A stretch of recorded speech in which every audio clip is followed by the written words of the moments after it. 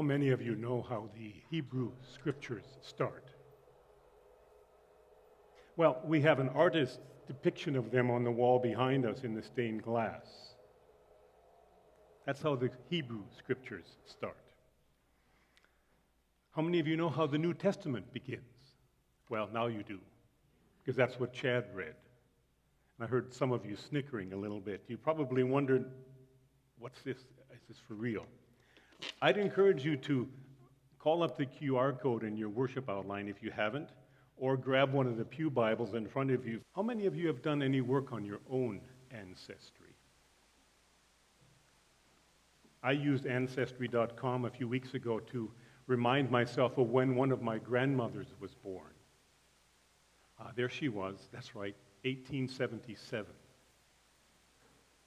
And there is a temptation to make our family trees look the way we want them to.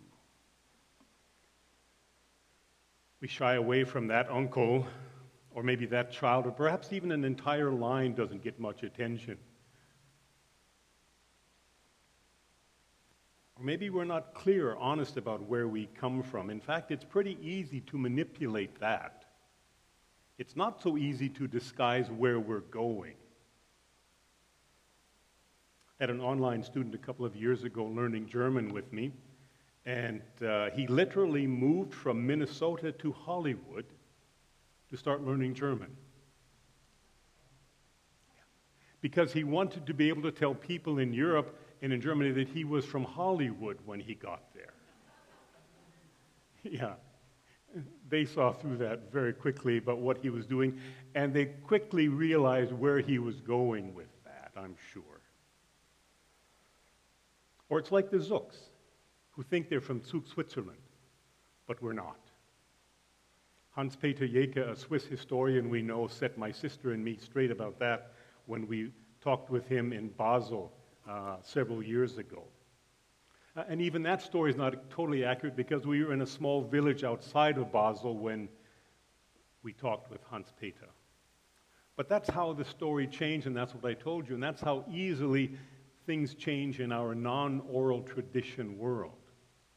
We write things down or we dictate them into a device, and then they're in the cloud somewhere, for now at least. But we don't carefully tell and retell stories to retain information for the next generation and so on. So we have at the beginning of the Hebrew scriptures, in the beginning, God. And at the beginning of the New Testament, we have, this is the genealogy, aka family tree of Jesus, the Messiah, the son of David, the son of Abraham. The names included are then neatly packaged. Did you catch that?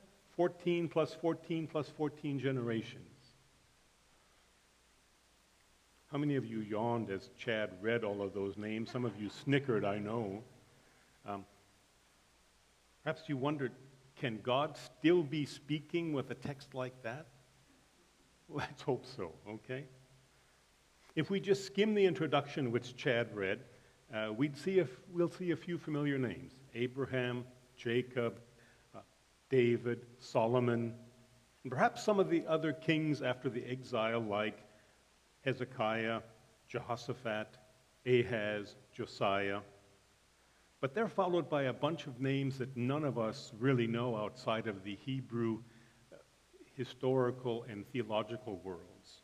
That is until we get to Mary and Joseph and Jesus. Then our ears prick up again. And we think, okay, introduction over, let's get on with the good stuff. But just a moment. Did you notice, or are you noticing now with the QR code or in your pew Bible, that there are 5 women mentioned in that lineage? There are some interesting stories in there if you know at all. If we don't just skip over them. And I have no idea what Matthew was thinking when he included them in the description of where Jesus comes from. Let's start with Tamar, the woman who tricked her father-in-law into impregnating her so she would not be destitute and without an inheritance. And there she is, the first woman mentioned in the line of where Jesus comes from. She's followed by Rahab. She's a woman who seems to have run a brothel in Jericho. And she helped the Hebrews in their destruction of that city after she welcomed the spies, fed them, and perhaps entertained them as she was wont to do. The next woman, Ruth, an immigrant woman who remains faithful to her mother-in-law when their husbands die, and she's encouraged to go back to her home country. But no, she devises a non-sinister plan and ends up being King David's great-grandmother. Wow. Chad announced the fourth woman as Solomon's mother, who had been Uriah's wife. Very few of you perhaps recognize that woman as Bathsheba. Oh, that name we know. David.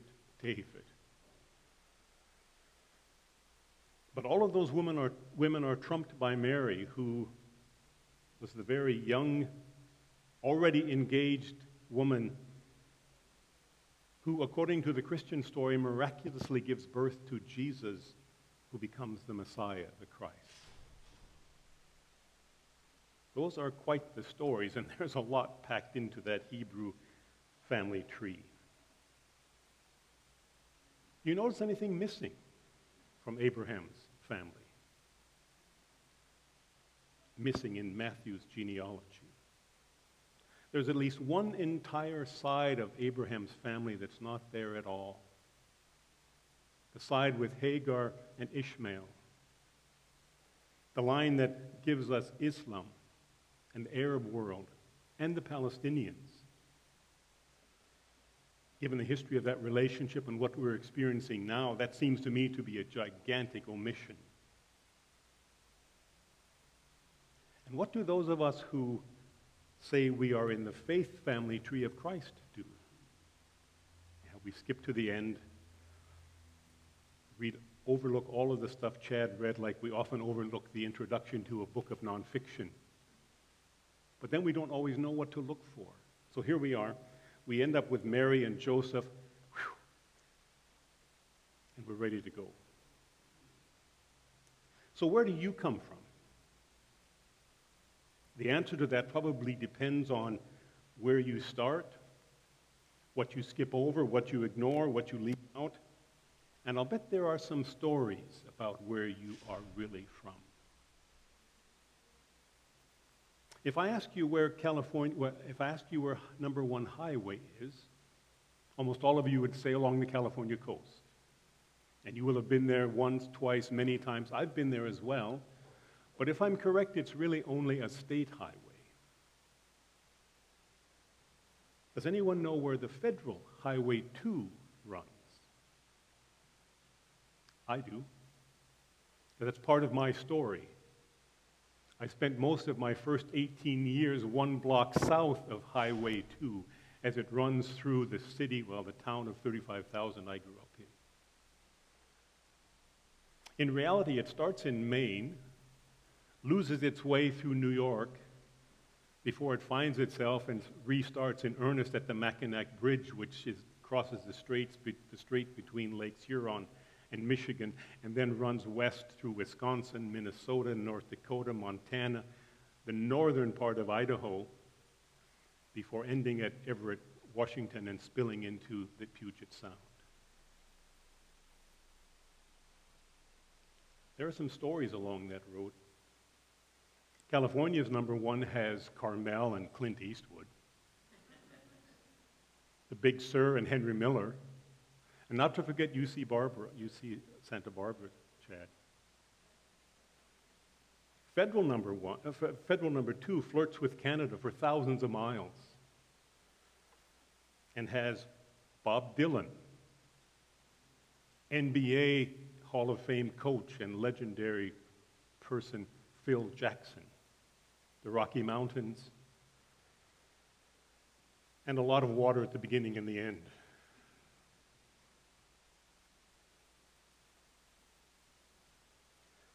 I think we actually need to change the lyrics of the song, "This land is my land, this land is your land," and begin to sing, or at least think when we hear it, this land was their land.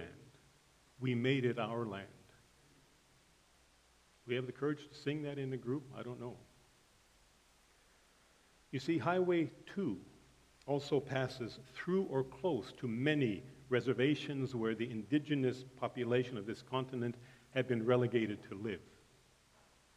Ojibwe, Lakota, Nez Perce, Blackfeet, and others. And that territory includes famous indigenous leaders and figures like Sakakawea, Sitting Bull, Crazy Horse, Chief Joseph, and others. Sakakawea has been on a coin, but this is a 50-foot monument to her in South Dakota. And then there's Sitting Bull. Well, that's a perspective. That shows you how large it was. This is a portrait of Sitting Bull. The Crazy Horse project needs funding, but there are plans to carve a gigantic monument to him who was also at Little Bighorn with Sitting Bull. To carve a gigantic monument. You can see it a little bit in the back, near Mount Rushmore. And then there's Chief Joseph.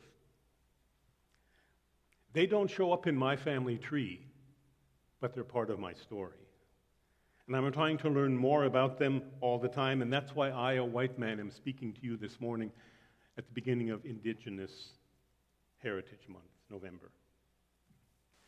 I don't pretend to know how Matthew put together the genealogy which Chad read for us, nor whom he consulted. But I wish I could talk to my parents again and ask them, how did we end up there along Highway 2? How did people in my family tree end up on homesteads in the middle of indigenous land? One story, which I corroborated with my sisters just last week, is that my maternal grandmother, yes, the one born in 1877, was in a wagon train from Nebraska to North Dakota, but they had to wait for a while because Sitting Bull had come back down out of Canada into North Dakota and was threatening the lives of settlers. Once he was killed in 1890 on the Standing Rock Indian Reservation. Does that name sound familiar from the water protectors of several years ago? That's part of my story too, Standing Rock. Once he was killed in 1890, they were free to continue on to their destination north of Federal Highway 2 for that homestead on indigenous land. Does anyone know this iconic painting of westward movement? My family is there somewhere, probably in that covered wagon in the center. The painting is called American Progress by John Gast and depicts the westward movement of colonial settlement and celebrates manifest destiny. Dare I say, celebrates the genocide that spread out across North America, north and south of the 49th parallel. I would actually like to see the original sometime. It's in the Autry Museum of the Autry Museum of the American West in Los Angeles, so it's not far away. And the key figure in the center shows up even today.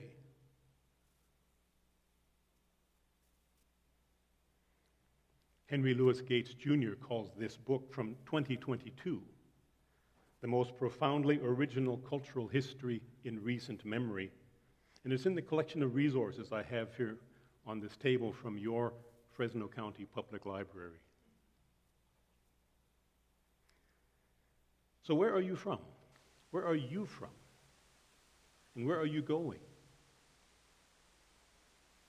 We so easily continue to perpetrate and perpetuate that expansion. It's an expression of dominion and colonialism even today, and it's often also done in the name of Christianity, in which we take and rape and plunder, expanding our borders, our cities, and our influence. Take and make and think about the consequences later seems to be our MO. A society, a system, a church needs educated, healthy, independent people in order to thrive and develop. A colonial mentality doesn't, it seems to me. It just needs a new territory and people to conquer. Like King David, who took and did what he wanted with Bathsheba and her husband Uriah. Yes, there's Michelangelo's beautiful and famous version of David in Florence, Italy. It is magnificent. But there's also Matthew's subliminal below-the-belt version that involves the woman who had been Uriah's wife. It's a story that introduced a whole new level of trauma and loss into the lineup of names that stand between Abraham and Jesus, the Messiah. Other lists of names exist as well. Here's a quote from The Heartbeat of Wounded Knee by David Troyer, a member of the Ojibwe tribe who also grew up along Federal Highway 2, not far from where Bob Dylan was born in Minnesota.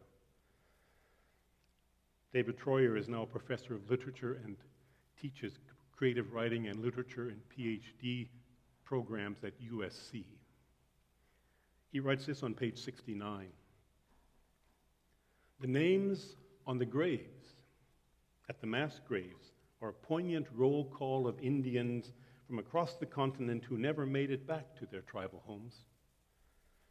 The list of the fallen children who died far from the arms of their parents and grandparents, far from the laughter of their siblings and cousins, far from the homelands their ancestors had fought so hard to protect, goes on and on. Because of and despite the good intentions of progressives, a significant number of 3 entire generations of Indians died in the boarding schools, and countless more were damaged by them, writes David Troyer. And there was one of these boarding schools north of Clovis in Fresno.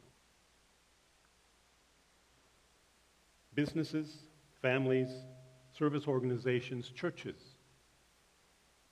our systems. One thing changes and the entire system reconfigures itself. Sometimes it's painless, usually it's not.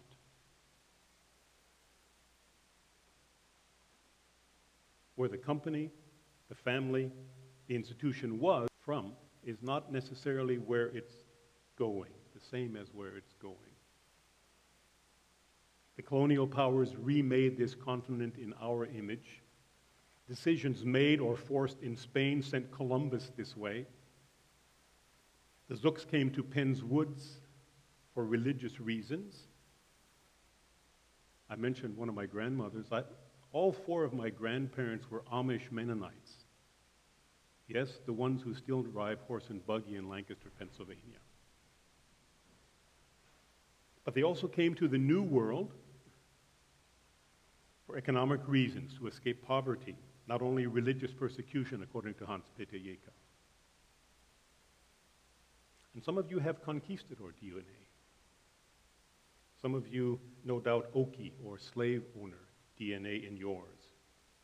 A few of you have origins that go back more than 10,000 years in this place. What do those genealogies, what do those family trees look like? What are you going to do with it?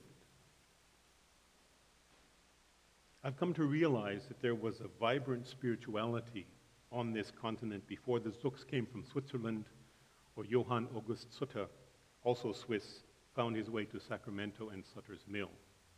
You know that story. You'll find compelling accounts of indigenous creation stories and a taste of their connection with the universe and the environment in braiding sweetgrass. It's a magnificent piece. The library has books in 5 different formats, including a wonderful audio book read by the author.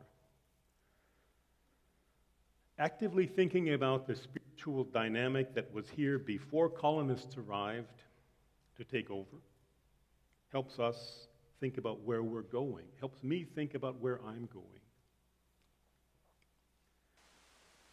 In the chapter in this book entitled In the Footsteps of Nanabojo, Becoming Indigenous to Place, Dr. Kimmerer writes, in this indigenous account of the origin of the universe, there is a creator and a creation story. The last of beings created was Nanabojo. See if this sounds familiar at all and similar to the scene behind me. Quote, the Creator gathered the four sacred elements and breathed life into them to give form to original man before setting them on Turtle Island. In his form as original man, and in our own, we humans are the youngest beings on earth, just learning to find our way. Nanabojo's role was not to control or change the world as a human, but to learn from the world how to be human. Close quote. So are you? Are we learning to be human?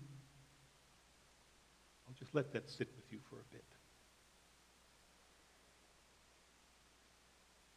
Where does your story start? Better yet, where do you choose to start your story? I've already mentioned what I think is missing in Matthew's genealogy. He leaves out an entire side of Abraham's family tree. And I reminded us that we Christians start at the end as though life and faith begin at the moment of conception with Mary and Jesus the Christ. Here at CUCC, we almost always hear, no matter who you are or where you are on life's journey, you are welcome here. And that is true. Where are you from? Where are we from? And where are we going? What do we leave out? Where do we start? Do we want to begin to learn from indigenous spirituality and desire sustainability, for example, to be part of our legacy going forward? To be stewards of the wealth of the universe that we find ourselves in, and not just consumers. We want to learn to think humanly for the next generations. Do we want to start to learn to think humanly for the next generations? We can insist on that in our neighborhoods and at CUCC. Insist on it as an antidote to the dominionism fostered and foisted on us by so many in the American Christian worldview. Is it easy? No way. But may it be so.